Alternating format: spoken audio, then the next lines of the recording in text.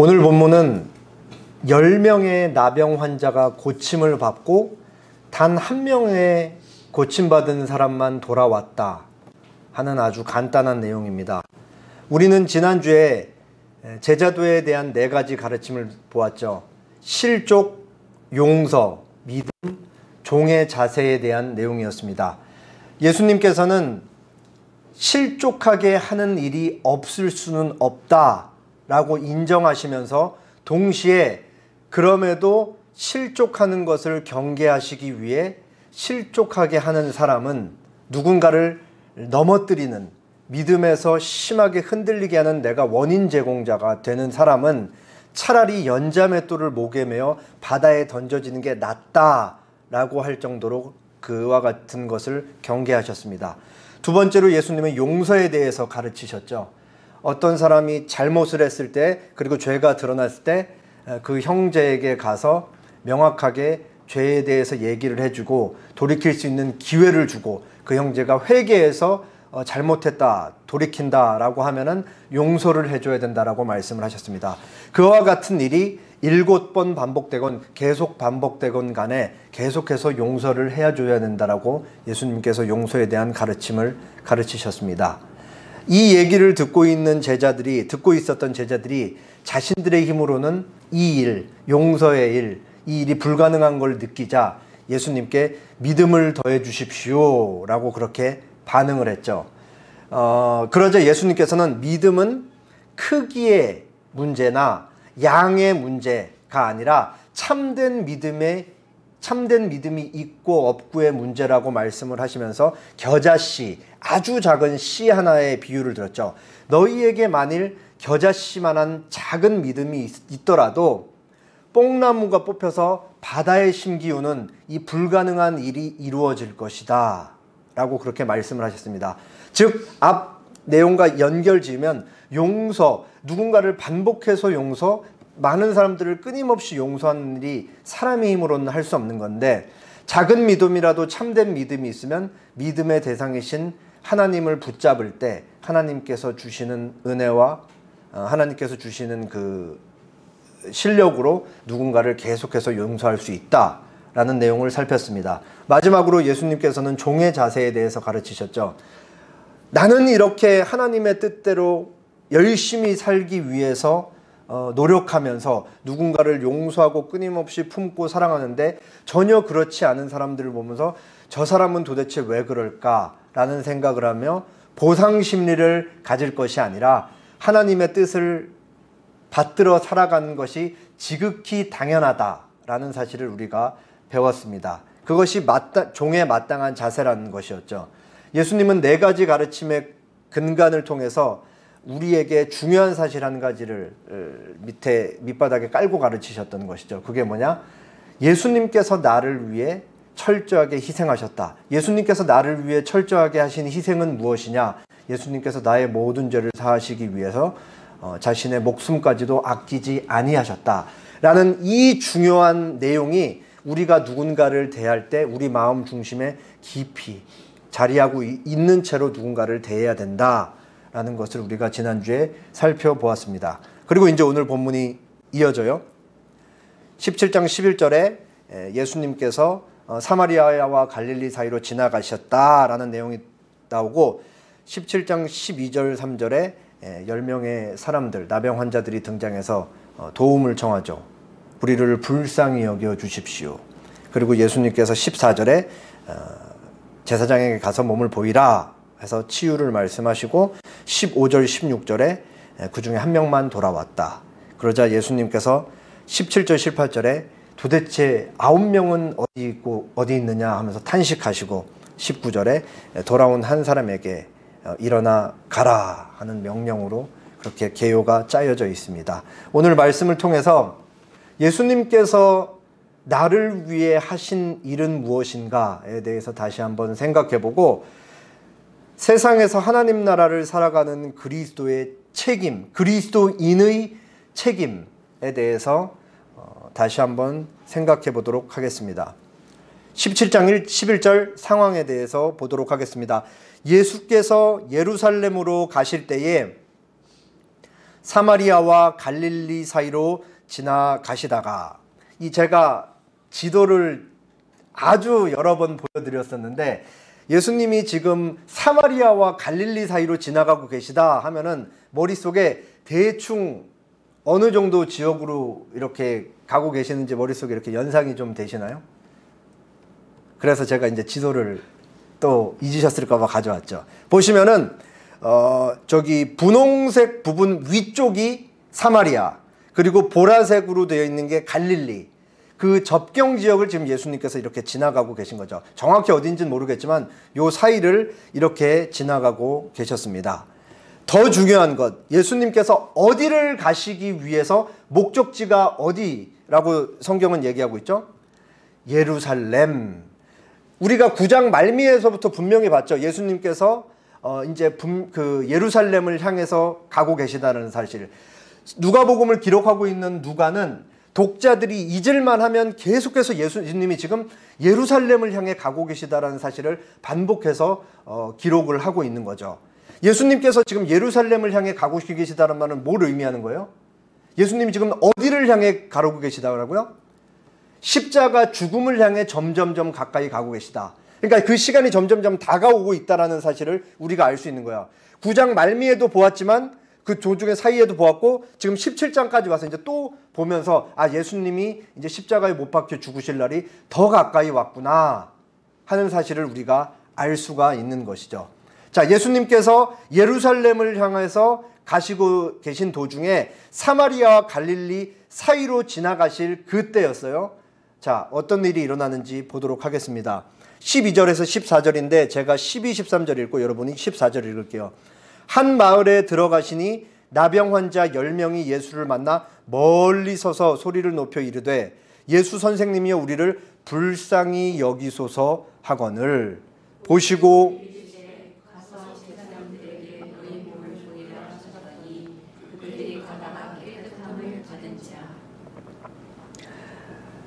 나병 환자들이 예수님을 만났는데 도대체 이 사람들은 왜 멀리 서서 예수님께 다가가지 못하고 멀리 서서 자기들을 불쌍히 여겨달라고 했는가? 그리고 예수님은 왜 내가 너희를 바로 고쳐주겠다 하지 않고 가서 제사장에게 몸을 보이라고 했는가? 이거 다 우리가 아는 내용이죠, 사실. 어떻게 아냐?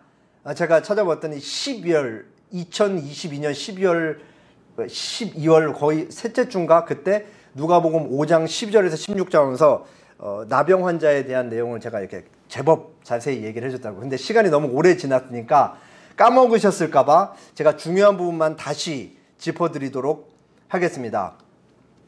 우리가 이제 흔히 아는 나병에 걸린 사람들이죠.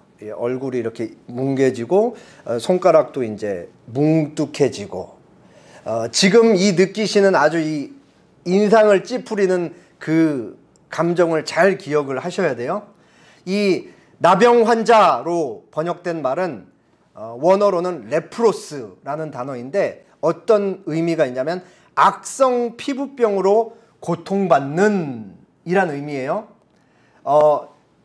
우리나라 국어사전에 나병에 대해서 어떻게 정의가 되어 있냐면 나병균에 의하여 감염되는 만성 전염병 이렇게 정의되어 있고 부연되어 있기를 피부에 살점이 붉어져 나오거나 반점 같은 것이 생기고 그 부분의 지각이 마비되며 눈썹이 빠지고 손발이나 얼굴이 변형되며 눈이 잘 보이지 않게 된다. 이렇게 나와요. 그리고 국어사전에 보면 나병과 우리가 흔히 알고 있는 문둥병은 동의어로 나와요. 문둥병은 이제 우리가 이 사진에서 보셨듯이 이제 얼굴 일그러지고 손발 이렇게 뭉툭해지는.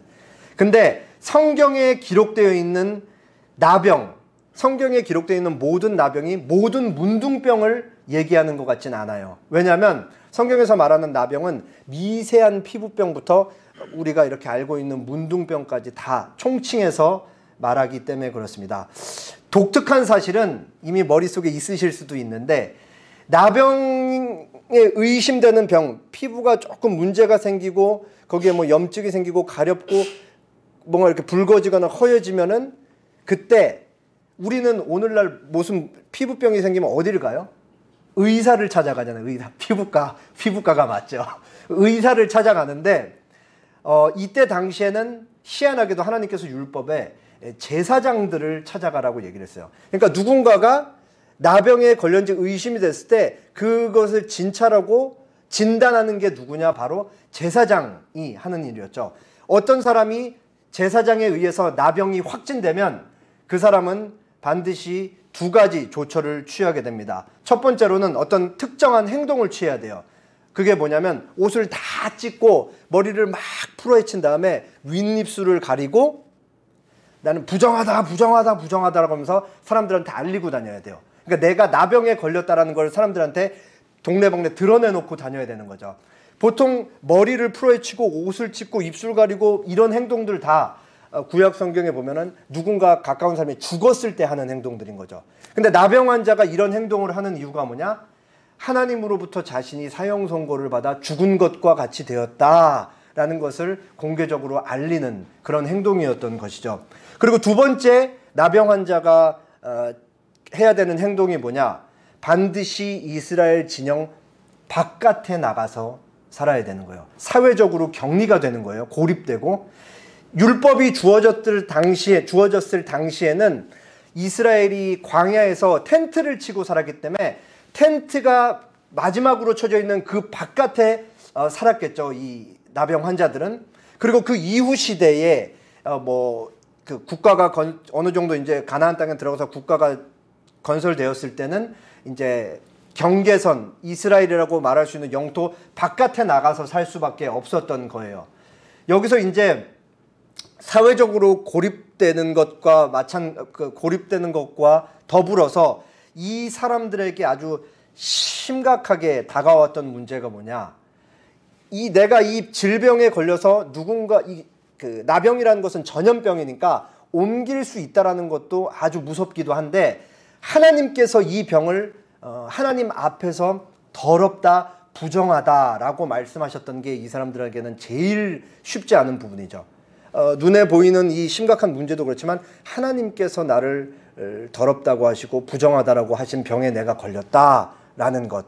그리고 이게 현실 속에서 어떻게 나타나냐? 성전을 가지 못하는 걸로 나타나는 거예요.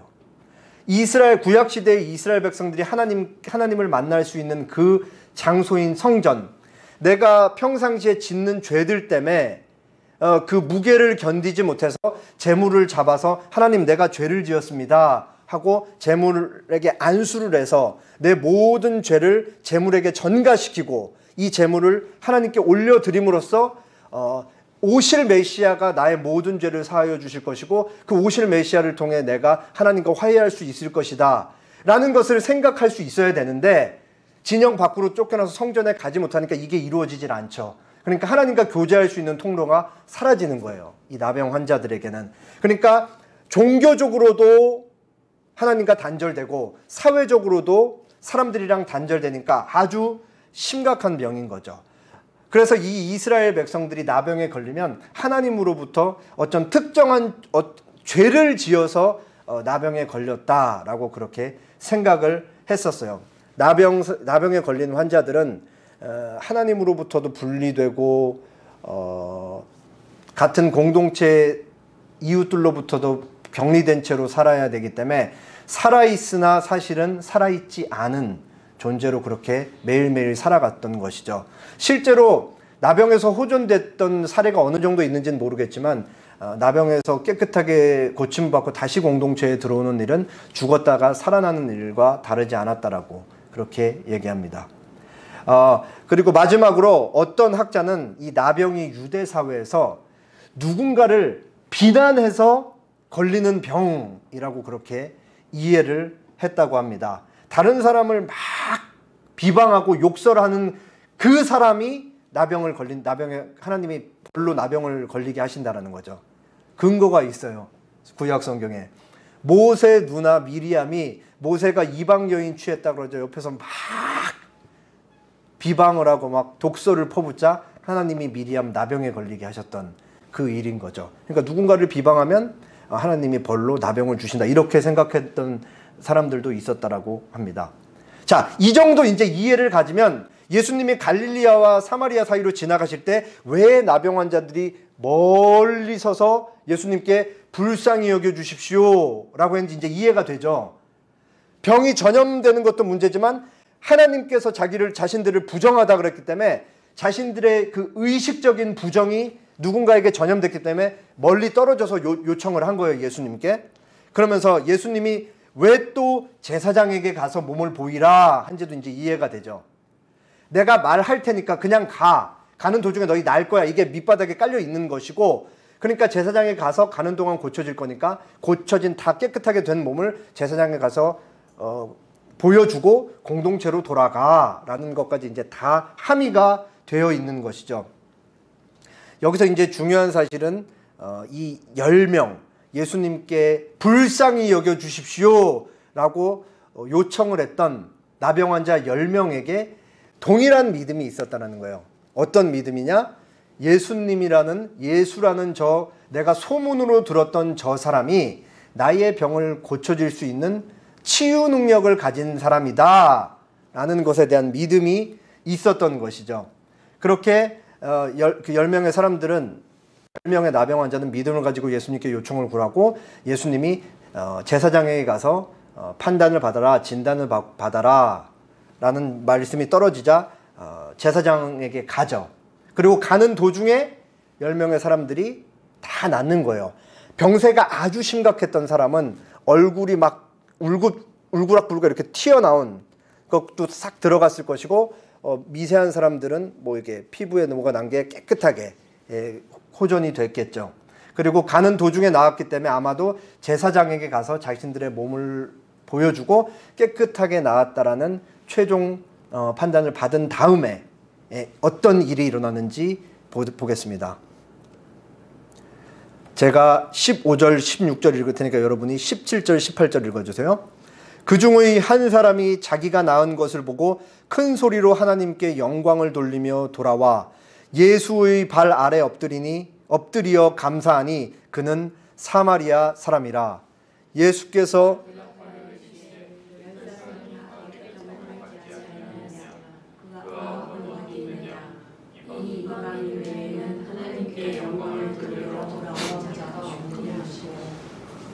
열 사람이 나병에서 고침을 받았는데 예수님께서 제사장에게 가서 몸을 보여라 하는데 제사장에게 가는 도중에 다 고침을 받았죠. 고침을 받았는데 10명 중에 단 한 명만 돌아온 거예요. 그러면은 왜 나머지 9명은 예수님께 돌아와서 감사를 하지 않았는가 라는 생각을 당연히 할 수가 있겠죠. 돌아온 한 명과 돌아오지 않은 9명의 결정적인 차이가 있었어요. 제가 아까 말씀드렸죠. 예수님께 나병 치료를 요청했던 이 10명의 사람들은 공통적인 믿음의 내용을 갖고 있었다고. 그 믿음의 내용이 뭐라 그랬죠?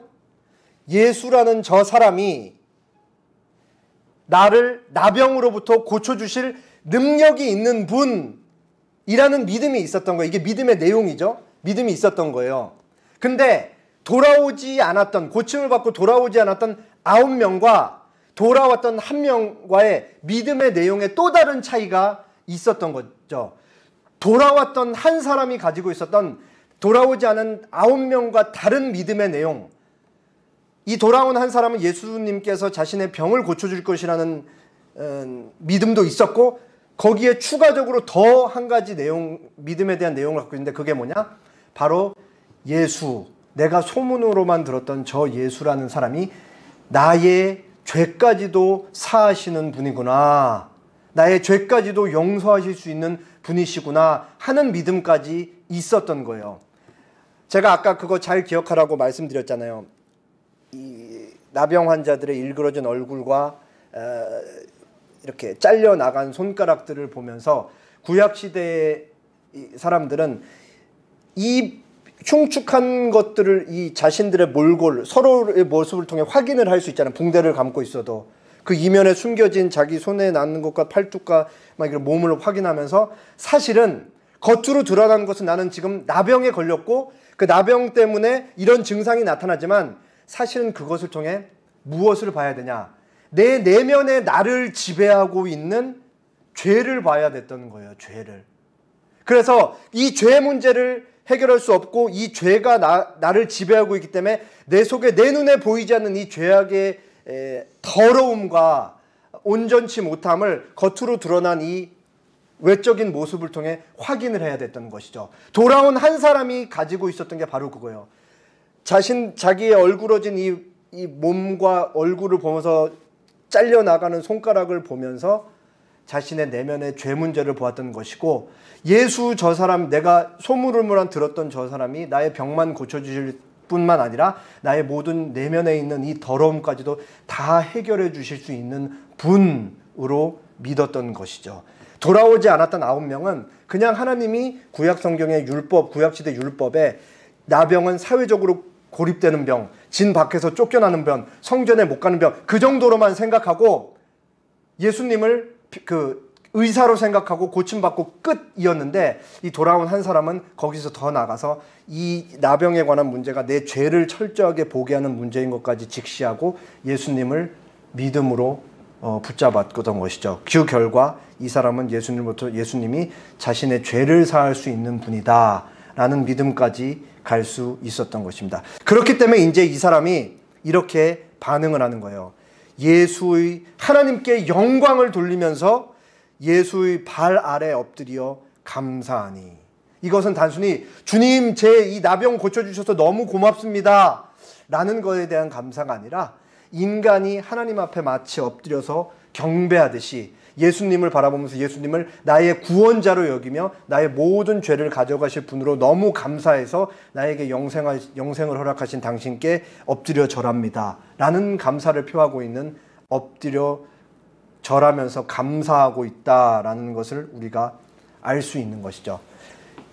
이 돌아온 한 사람이 예수님 앞에 머리를 조아리면서 감사하는 이 말씀을 통해 우리가 하나님과 우리의 관계에 대해서 다시 생각해 볼 수 있는 거죠.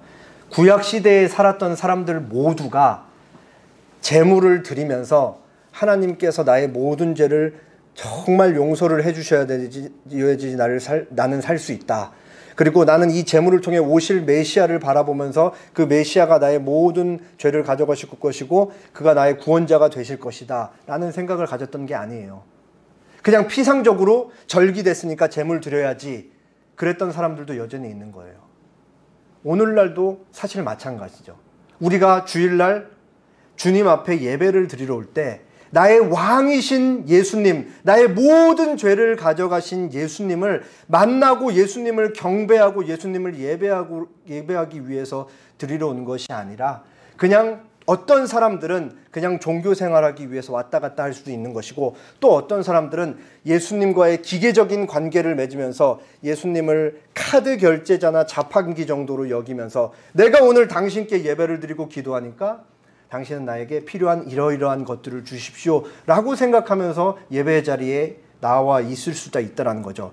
수많은 개별자들이 예배의 자리에 앉아 있지만 사실은 개별자들이 갖고 있는 믿음의 내용과 그 질은 전혀 다르다는 사실을 우리가 알 수가 있는 거죠. 이제 마지막 말씀 보겠습니다. 17장 19절 다 같이 읽겠습니다. 그에게 이르시되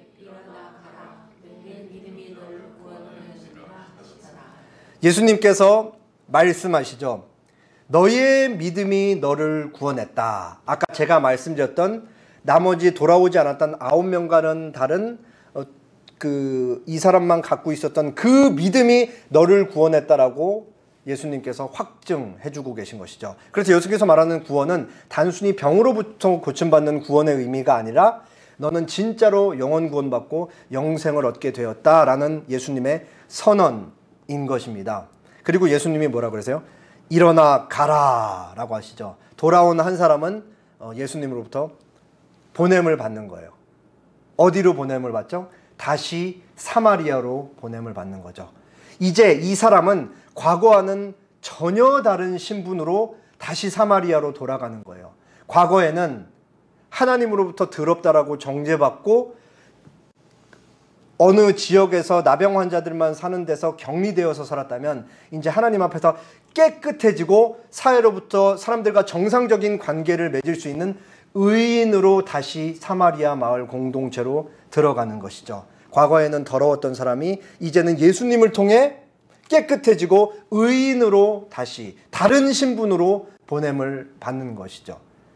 사실 우리도 매일 하나님으로부터 보냄을 받죠.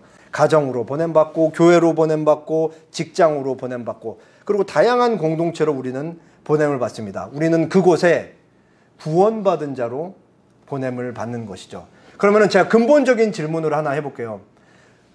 우리가 구원을 받았다라고 할 때 뭐로부터 구원을 받은 거죠? 뭐로부터? 여러 가지가 있을 거예요. 죄가 될 수도 있고 세상으로부터 구원을 받았다라고 얘기를 할 수도 있고, 그렇지만 궁극적으로는 하나님의 진노로부터 구원을 받았다입니다. 하나님으로 진노로부터 구원을 받았다는 게 뭔 말이냐면, 하나님께서는 공의로우신 분이시기 때문에 죄를 그냥 보고만 끝내실 수는 없는 분이세요. 하나님은 죄가 있으면 죄는 반드시 벌하실 수밖에 없는 분이시죠. 그리고 하나님은 죄를 너무 미워하시는 분이신 거예요. 그렇기 때문에 하나님은 반드시 죄를 하기 때문에 죄의 결과, 죄의 삭은 뭐예요? 죽음, 사망이죠. 그렇기 때문에 하나님은 죄에 대해서, 죄를 지은 죄인에 대해서 영원한 형벌을 내리실 수밖에 없는 것이죠. 그게 하나님께서 죄인에게 쏟는 진노인 거예요. 자, 그러면은 여기서 죄가 무엇인지를 우리가 알아야 되는데, 죄는 하나님께서 하지 말라고 한 금지 명령을 하는 것인데, 여기서 제가 말씀드리는 죄는 인류의 첫 번째 조상인 아담이 지은 죄입니다. 헤르만 바빙크가 죄의 파괴력에 대해서 이렇게 얘기를 해요. 인간의 죄는 온 창조 세계를 망쳐놓았다. 이제 그 세계의 의의는 죄책으로, 그곳의 거룩함은 불순함으로, 그 영광은 수치로, 복됨은 비참함으로, 조화는 무질서로, 빛은 어둠으로 변질되었다. 인류의 첫 번째 조상 아담이 하나님께서 하지 말라고 하신 그 금지 명령을 어김으로써 하나님과 인간의 관계가 아주 사랑의 관계에서 불화의 관계로 깨져버리고, 그 결과 세상이 어떻게 됐어요? 거룩함은 불순함으로, 영광은 수치로, 복됨은 비참함으로, 아름다운 조화를 이루고 있었던 건 무질서로, 그리고 빛은 어둠으로 변화되었다. 그 결과 아담이 하나님께 불순종한 결과 모든 인류는 죄의 지배 아래 들어가게 되었다. 그래서 오늘날 우리가 세상 속에서 보는 모든 추악한 모습은 다 죄의 결과인 것이죠. 그럼에도 불구하고 하나님께서 섭리로 온 세상을 다스리시고 계시기 때문에 이 정도가 유지가 되고 있는다라는 사실도 우리가 알 수가 있습니다. 17세기 청교도였던 스테판 차녹이 죄로 인해 하나님의 형상으로 지음받은 인간이 얼마나 심각하게 파괴됐는지 이렇게 얘기합니다. 모든 죄는 우상 숭배, 곧 사탄을 암묵적으로 받드는 일과 같다. 그렇게 우리는 모두 우상 숭배자가 된 것이다. 이제 우리는 하나님의 형상을 상실했으며 그분께 합당한 경배와 찬양을 드릴 수 없게 되었다. 죄는 인간의 모든 것을 빼앗아 갔습니다. 하나님께서는 인간을 창조하셨을 때 인간을 선하신 하나님과 교제를 누리면서 선하신 하나님으로부터 선함을 받아 누리는 자로 창조를 하셨는데, 인간이 죄를 지음으로써 하나님과 관계가 깨지자 하나님과 불화의 관계로 들어갔고, 그 결과 인간은 어떻게 됐냐? 사탄을 받드는 우상 숭배자로 전락했다라는 사실을 우리가 알 수 있죠. 여기서 중요한 사실은 뭐냐? 죄는 인간의 문제라는 거예요. 죄에 대한 책임은 철저하게 인간에게 있다라는 것이죠. 더 나아가서 인간은 이 죄 문제를 해결할 수 있는 능력이 없다는 것입니다. 그럼에도 불구하고 네가 죄를 지었으니까 책임은 너에게 있어, 그러니까 네가 맘대로 해 라고 하나님은 하지 않으시죠. 하나님은 우리를 향해서 자비의 마음을 갖고 계시기 때문에 우리를 내버려 두지 않으십니다. 하나님께서 우리를 향한 자비의 마음을 갖고 계신 결과 우리에게, 인간에게 최고의 선물이 허락되는 것이죠. 그래서 그 최고의 선물에 대해서 존 오웬, 이라는 영국 청교도는 이렇게 말합니다. 세상에서 가장 큰 악은 인간의 죄이며 인간의 가장 큰 죄는 바로 아담이 범한 첫 번째 것이었다. 하지만 초대교회의 교부 그레고리우스는 이렇게 담대히 선포했다. 오 복된 범과여, 너로 인해 우리가 귀하신 구주를 알게 되었도다. 하나님께서 우리를 향해 자비의 마음을 갖고 계신 결과 인간을 죄의 상태에서 그대로 내버려 두지 않으셨다. 하나님이신 그분이 인간의 몸을 입고 이 땅에 오셨다. 그게 바로 성육신이죠. 그렇게 하나님께서 인간의 몸을 입고 이 땅에 오셔서 우리를 위해 최고의 선물을 허락하시는 것이죠. 그 최고의 선물이 바로 예수님이신 거고, 하나님께서는 독생자 예수님을 십자가에 못 박아 죽이시는 거죠. 예전에 한번 말씀드렸던 것 같은데 우리가 누군가에게 선물을 할 때는 이 사람이 얼마나 소중한 사람이냐에 따라 선물 가격이 달라지기 마련이잖아요. 이 사람은 이 정도, 나한테는 이만큼 소중해, 이 사람은 이 정도 선물을 받을 가치나 자격이 있는 사람이야 라고 하는 만큼 그 사람에게 더 좋은 선물을 주기 마련인 것이죠. 하나님께서 우리 한 사람에게 내가 너의 가치를 이 정도라고 생각해, 너를 위해 이 선물을 준비해서 내가 너를 위해 준비한 선물은 온 세상에 줄 수 없는 최고의 선물이야. 그 선물은 바로 내 독생자 예수야. 그래서 예수님을 십자가에 못 박아 죽이시는 거잖아요. 여기서 하나님의 크신 사랑을 우리가 알 수 있는 거죠. 로마서 5장 8절, 우리가 아직 죄인 되었을 때에 그리스도께서 우리를 위하여 죽으심으로 하나님께서 우리에 대한 자기의 사랑을 확증하셨다. 하나님께서 인간의 몸을 입고 와서 십자가에 못 박혀 죽으심으로써 하나님의 공의와 사랑이 다 충족되었습니다. 그 결과 비로소 우리가 예수님께서 하신 그 일을 믿을 때, 예수님께서 우리를 위해 하신 그 일을 믿을 때 우리는 비로소 하나님과 화해의 관계에 들어가고 사랑의 관계가 다시 회복되는 것입니다. 교회에서 자란 사람이라고 할지라도 살면서 어느 시점인가는 분명히 예수님을 좀 더 깊이 알고 만나는 시점이 있기 마련이죠. 그때부터 우리는 과거의 죄인이었던 신분에서 의인이었던 전혀 다른 신분으로 변화가 되는 겁니다. 이제는 예수님을 믿는 사람은 이제는 짓는 죄들에 대해서 굉장히 깊이 아파하며 하나님께서 죄를 미워하듯이 나도 하나님께서 미워하시는 그 죄를 똑같이 미워하면서 그렇게 하루하루 살아가게 되는 것입니다. 그리고 우리는 그 사랑을 받은 자로서, 죄를 미워하는 자로서, 의인으로서 세상에 보냄을 받는 것이죠. 세상은 전혀 변하지 않았어요.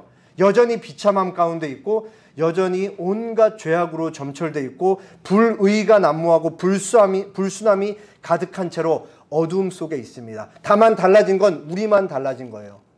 동일한 세상에 다른 신분으로 우리가 보냄을 받는 거죠. 그렇게 우리는 의인으로 세상에 보냄을 받습니다. 예레미야 5장 1절에 이런 말씀이 있어요. 너희는 예루살렘 거리로 빨리 다니며 그 넓은 거리에서 찾아보고 알라. 너희가 만일 정의를 행하며 진리를 구하는 자를 한 사람이라도 찾으면 내가 이 성읍을 용서하리라. 우리가 사는 사회에서 하나님께서 정의를 행하며 진리를 구하는 한 사람이라도 찾으면 이 성읍을 용서하겠다. 의인의 역할이죠. 의인의 역할. 우리가 살아가는 세상 속에 하나님을 믿는 우리 의인들과 하나님을 믿지 않는 악인들과 함께 섞여서 살아가잖아요. 하나님께서 거기서 하나님의 정의와 진리를 구하는 의인 한 사람이라도 내가 발견하면 이 성읍을 용서한다. 여기서 우리가 우리 하루의 삶의 그 무게와 하나님께서 우리에게 맡기신 책임을 다시 한번 생각해 볼 수가 있는 것이죠. 그렇게 우리는 의인으로서 악인들 속에 섞여 살면서 하루하루 그렇게 살아가는 겁니다.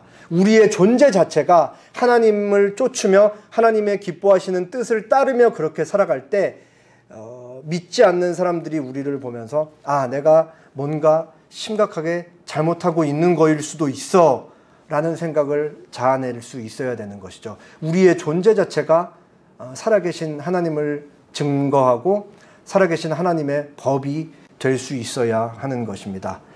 우리가 하루하루 세상을 살아갈 때 우리를 가장 크게 위협하는 것이 현실이죠. 악한 세상에서 돈이 우리를 끊임없이 유혹하고 불의가 우리를 위협하고 우리가 조금이라도 하나님의 뜻대로 살고자 하면은 이게 얼마나 심각한 벽들에 부딪히는지 우리는 어렵지 않게 알 수 있습니다. 또한 우리 내면에 있는 죄된 본성은 끊임없이 하나님의 법을 거스르면서 살라고 외치고 있고 나 자신만을 위해 나의 이익만을 위해서 그렇게 하루하루 살라고 그렇게 요구를 하고 있죠.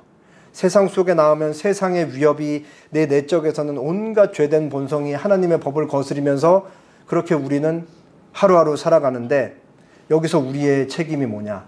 그 현실을 외면하지 않는 거죠.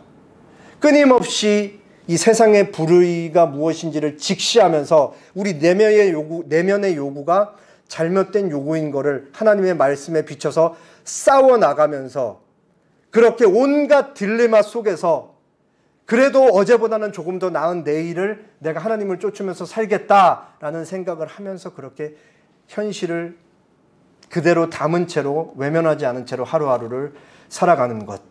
그것이 바로 우리에게 맡겨진 책임이라는 것을 우리가 알 수 있습니다. 바로 이 지점, 예수님께서 오늘 돌아온 한 사람에게 일어나 가라 라고 한 그 이후의 삶이 바로 우리가 매일 보냄받은 그 자리에서 하루하루 써내려가는 그 의인의 삶으로 채워져야 되는 것이죠. 종교개혁자 마틴 루터가 1517년 10월 31일 비텐베르크 성교회에 95개조 반박문을 붙였죠. 그리고 이제 그렇게 종교개혁이 시작되었고 종교개혁은 이제 급속도로 이제 진전되었습니다. 그리고 이제 루터는 그 이후에도 이제 95개조 반박문에 대한 해설서도 쓰고 다양한 글들을 썼어요. 그리고 4년 뒤에 보름수라는 당시 이제 신성 로마 제국 중에 한 지역에서 황제에 의해 보름수 국회가 열려요. 그리고 이제 황제에 의해서 루터가 거기에 소환이 되죠. 루터 때문에 열린 국회였어요. 루터가 시작한 종교개혁과 이 글들 때문에 이 글들의 내용은 다 당시 그 지역 전체, 그 세계 전체라고 할 수 있는 로마 카톨릭의 문제점을 지적하는 내용이었기 때문에 그런 거죠. 그리고 거기에 이제 동요화된 사람들이 많았기 때문에 황제가 불렀던 거예요. 그래서 루터 때문에 열린 국회였고 분위기가 굉장히 좋지가 않았어요. 보름수 국회에서 루터는 두 가지 질문을 받아요. 첫 번째 질문이 뭐냐? 그대의 이름으로 출판된 이 책들을 그대의 것으로 인정하는가? 그리고 두 번째 질문은 그대는 이 책들에서 쓴 내용을 철회할 준비가 되어 있는가? 루터가 첫 번째 질문에는 자기가 쓴 글이 맞으니까 맞다라고 대답을 합니다. 그리고 이 두 번째 질문, 그대는 이 책들에서 쓴 내용을 철회할 준비가 되어 있는가? 이 질문에 대해서는 루터가 답하기 전에 국회에 나에게 하루라는 시간만 허락해 주십시오 라고 그렇게 요청을 합니다. 이 루터가 왜 하루를 요청했을까에 대해서 후대 학자들 간의 갑론을박이 조금 있어요. 많은 학자들은 루터가 이때 이제 만약에 철회하지 않겠다 하면 회의가 끝나자마자 이제 당장 누군가에 의해서 암살당해도 이상하지 않은 상황이기 때문에 죽음 앞에 직면한 루터가 극심한 두려움에 빠져서 내가 이거를 철회해야 되냐 말아야 되냐라고 고민했다라고 이제 많은 학자들이 얘기해요. 그리고 반대편에서 루터를 전공한 한 학자가 전혀 그렇지 않다. 루터가 하루를 더 달라 그랬던 이유는 뭐냐면 어떻게 하면 더 멋있게 거절할 수 있을까라는 것을 고민하기 위해서 그렇게 하루를 달라고 얘기했다 그래요. 그리고 다음날 2차 청문회가 열리죠. 보름수 국회는 다시 루터에게 묻습니다. 두 번째 질문을 묻는 것이죠. 당신이 쓴 책들의 내용을 철회하시겠습니까? 그러자 루터가 이제 이렇게 답해요. 저의 양심은 하나님의 말씀에 사로잡혀 있습니다. 저는 아무것도 취소할 수 없고 하지도 않겠습니다. 하나님이여 이 몸을 도우소서. 아멘. 루터는 당시에 현실을 직시했고 자신이 읽고 자신이 양심으로 정직하게 반응한 성경 말씀을 토대로 해서 당시 세상의 문제점을 지적했고 그것이 자기 목숨을 위협하는 지경까지 가더라도 거기에 굽히지 않았다라는 사실을 우리가 알 수가 있는 것이죠. 예전에 한번 소개했던 미국의 복음 전도자 무디의 말입니다.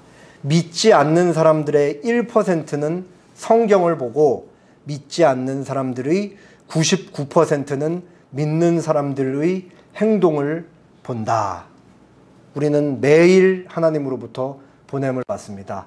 그 보냄을 받은 자리에서 믿지 않는 사람들이 보는 우리의 행동을 통해 우리가 그곳에서 의인으로 보냄을 받는다.